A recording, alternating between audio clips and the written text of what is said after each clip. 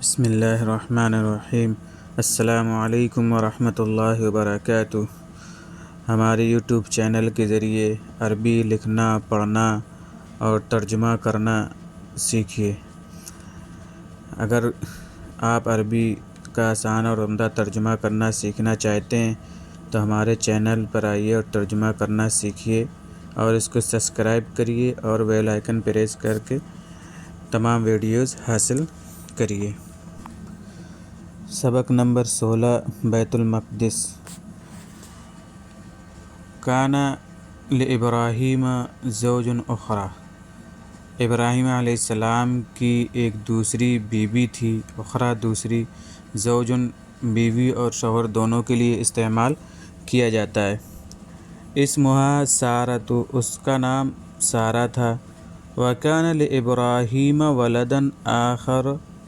ولد آخر من سارۃ اسمہ اسحاق، اور ابراہیم علیہ السلام کے لیے ایک دوسرا لڑکا تھا من سارہ سے، یعنی سارہ کے بطن سے ایک اور لڑکا تھا، اسمہ، اس کا نام اسحاق تھا۔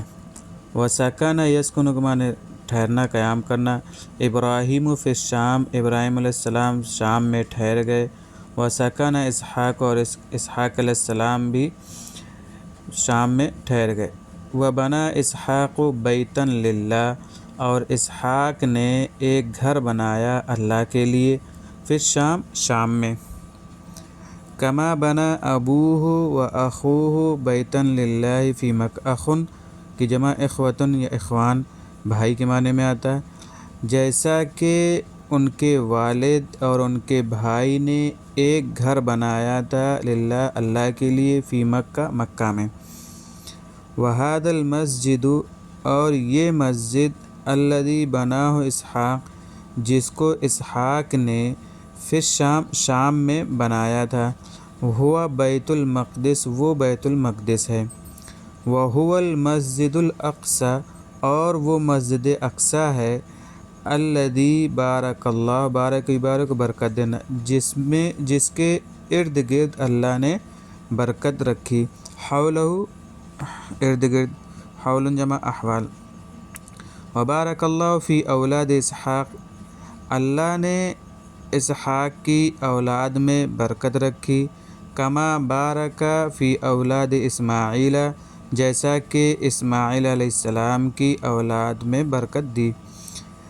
وکان فیہم انبیاء و ملوک، اور ان میں، یعنی اسحاق علیہ السلام اور اسماعیل علیہ السلام کی اولاد میں انبیاء اور بادشاہ ہوئے۔ وکان لاسحاق ولد اسمہ یعقوب وکان نبیا، اور اسحاق کا بھی ایک لڑکا تھا جس کا نام یعقوب تھا اور وہ بھی نبی تھے۔ وکان یعقوب لہ 12 ولدا، اور یعقوب علیہ السلام ان کے لیے 12 لڑکے تھے۔ منہم، ان میں سے، یوسف ابن یعقوب تھے۔ ویوسف لہ قصۃ عجیبۃ فی القرآن، اور یوسف علیہ السلام کا قصہ قرآن میں ایک عجیب و غریب قصہ ہے۔ سکن یسکن سکنن و سکونن، معنی رہنا، قیام کرنا، حول، ارد گرد، آس پاس، 12۔ یہ تھا ہمارا آج کا سبق اور اس کا ترجمہ اور اس کے معنی۔ آج ہمارے 16 اسباق ہو چکے ہیں اللہ کے کرم سے، اور یہ ابراہیم علیہ السلام کا قصہ جو چل رہا تھا یہ آج مکمل ہو گیا۔ انشاءاللہ ہم کل سے جو ہے یوسف علیہ السلام کے قصے کی ابتدا کریں گے، اور جس کتاب کا ہم ترجمہ کر رہے ہیں، قصص النبیین للاطفال، مولانا علی میاں ابوالحسن علی حلسنی ندوی کی لکھی ہوئی کتاب ہے، اس کا یہ ایک قصہ آج مکمل ہو چکا۔ انشاءاللہ ہم آئندہ سے اگلا قصہ شروع کریں گے۔ السلام علیکم ورحمۃ اللہ وبرکاتہ۔